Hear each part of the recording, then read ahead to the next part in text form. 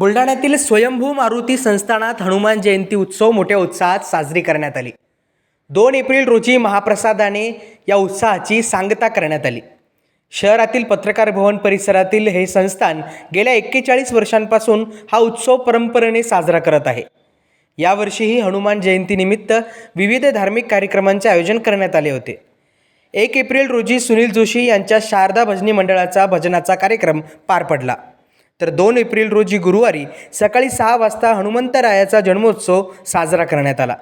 त्यानंतर सकाळी 10 ते 12 या वेळेत लोकजागरण मंचाच्या वतीने भजन कार्यक्रम पार पडला।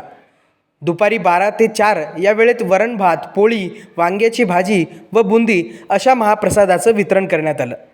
या कार्यक्रमासाठी शहरातील शेकडो भाविक उपस्थित झाले होते। हा कार्यक्रम यशस्वीरित्या पार पाडण्यासाठी स्वयंभू मारुती संस्थान मित्रमंडळ यांनी विशेष परिश्रम घेतले।